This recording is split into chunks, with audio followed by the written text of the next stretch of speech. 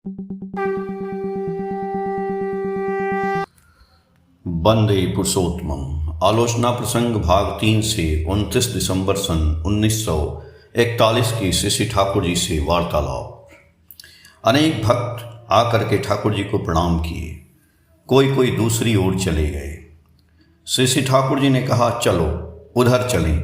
यह कहकर मातृ मंदिर से उत्तर की ओर बबूल वृक्ष के नीचे आकर एक बेंच पर पूरब की ओर पीठ करके बैठ गए। साथ ही साथ सभी उनके पीछे पीछे आए। उनके साथ साथ चलने में बहुत आनंद मिलता है।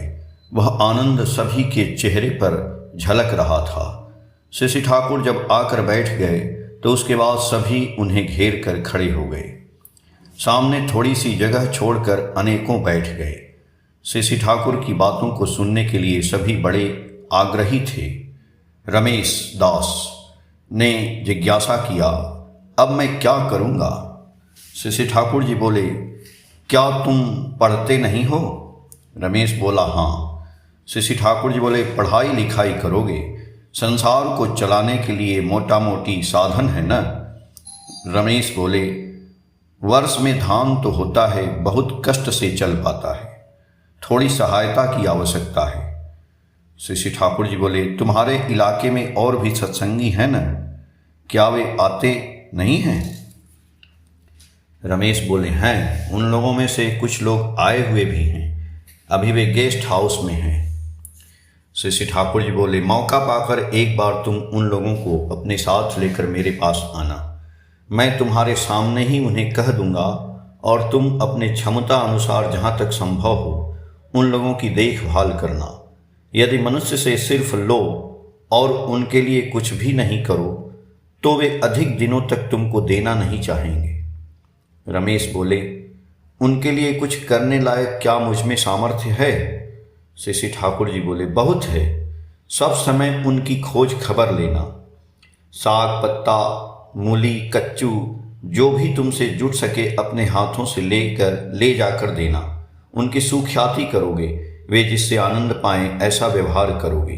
यदि संभव हो तो उनके घर के छोटे छोटे बच्चों को थोड़ा बहुत पढ़ाओगे। इच्छा रहने पर कितने तरीके से बहुत कुछ किया जा सकता है। और यजन याजन इष्टवृत्ति कभी नहीं छोड़ोगे। तुम्हारे पिता बिल्कुल असली बात कह गए हैं। जो नित्य दिन नियमित रूप से यजन याजन इष्टवृत्ति करता है उसके चेहरे पर एक द्युति दिख पड़ती है। वह द्युति ही कह देती है कि वह परम पिता की सीमा में है। इसलिए शैतान या ग्रह उस पर कोई बड़ा आघात देकर घायल नहीं कर सकता। विपिन दासेन बोले, यजन याजन इष्टवृत्ति करने वाले लोगों को भी कम मुसीबत उठाते नहीं देखा गए। श्री ठाकुर जी बोले, सबके जीवन में मुसीबत आती है, किंतु उस समय बुद्धि भ्रष्ट हो जाए तो और भी सत्यानाश हो सकता है। जो यजन याजन इष्टवृत्ति करता है उसका दिमाग बहुत कुछ ठीक रहता है, इसलिए विपत्ति आपत्ति अधिक पेचीदी नहीं हो पाती। यजन याजन इष्टवृत्ति करना एवं इष्ट चलन से चलना माने है मुसीबत को अतिक्रम करने के पथ पर चलना। मनुष्य के जीवन में मुसीबत ही नहीं आई हो ऐसा क्या कहीं होता है? वह उसके विगत जीवन का कर्म फल है, अज्ञानता है, प्रवृत्ति चलन है, परिवेश के साथ योग सूत्र है। इन सब नाना छिद्रों के जरिए दुख टपक पड़ते हैं। उन्हें बंद करने के लिए ही यजन याजन इष्टवृत्ति है। यह काल परकाल के लिए, आपके लिए, औरों के लिए, एक शब्द में सब काल के मंगल के लिए ही यजन याजन इष्टवृत्ति पालनीय है। इन त्रयी में से किसी एक को भी यदि क्षुण्ण रखते हैं तो उतनी समता खो बैठोगे। विपिन दा बोले, यदि हम लोग यजन और इष्टवृत्ति अच्छी तरह करें और याजन नियमित रूप से नहीं करें तो उसमें क्या दोष हो सकता है? श्री ठाकुर जी बोले, याजन किए बगैर इष्ट उपभोग ही जड़वत हो उठता है। यजन याजन की सहायता करता है और याजन यजन की सहायता करता है। एक के अभाव में दूसरा दुर्बल हो पड़ता है। याजन के द्वारा यदि परिवेश को धर्ममुखी नहीं बनाते हो तो तुम्हारा धर्म भी नहीं टिकेगा। हमारे जीवन का एक प्रधान अंग है परिवेश। जब से हम इस परिवेश के प्रति उदासीन हुए हैं तभी से हम बहुत कुछ धर्म भ्रष्ट हुए हैं। इसलिए आज हम यह सोचते हैं कि व्यक्तिगत रूप से जप ध्यान करने से ही धर्म होता है। उसके साथ समाज, राष्ट्र या विश्व का कोई संपर्क नहीं। किंतु सर्वतोभाव से यदि बचना बढ़ना धर्म होता है तो वह धर्म परिवेश को छोड़कर किसी भी तरह धर्म नहीं होगा। यदि धर्म के साथ मनुष्य की सर्वांगीण जीवन वृद्धि का कोई संपर्क न रहे तो उस धर्म के साथ मनुष्य का कोई संपर्क नहीं। कलकत्ता से जगदादास चक्रवर्ती विज्ञान से संबंधित एक पुस्तक लेते आए हैं। पुस्तक को देखते ही शशि ठाकुर ने प्रसन्न हो कहा, लाओ तो देखूं। रेणुमा राय ने चश्मा ला कर दिया। शशि ठाकुर चश्मा लगाकर पुस्तक के पन्ने को उलट पुलट कर देखने लगे। बाद में उस पुस्तक को केष्टोदा के यहाँ दे आने कहा। बोले, केष्टोदा से जाकर कहना कि पढ़ने के बाद मुझसे आकर बातें करेंगे। अभी तो संभव नहीं है, कॉन्फ्रेंस के बाद मुझसे गप करेंगे।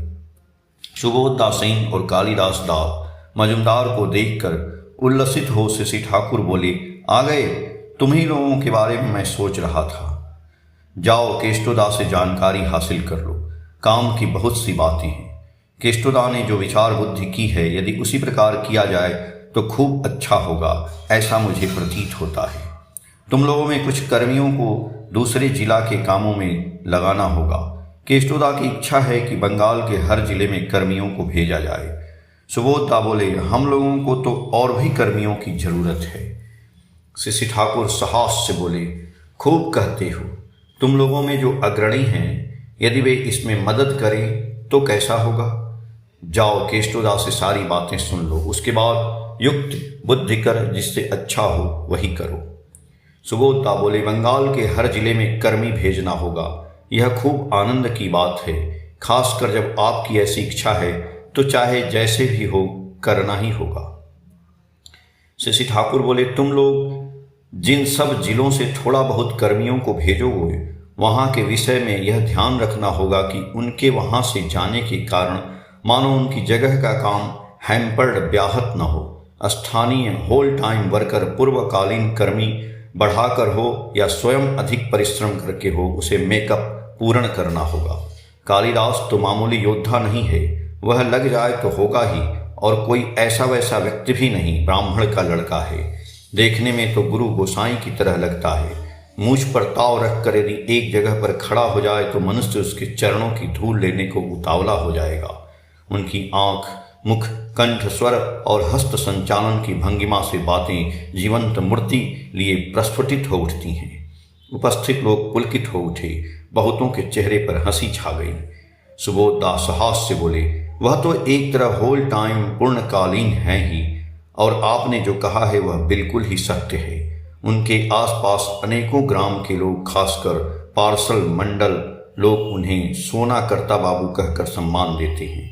शशि ठाकुर ने हंसकर कहा, माल तो अच्छा ही जुटाया है, अब अच्छी तरह रब्त जब्त कर लो।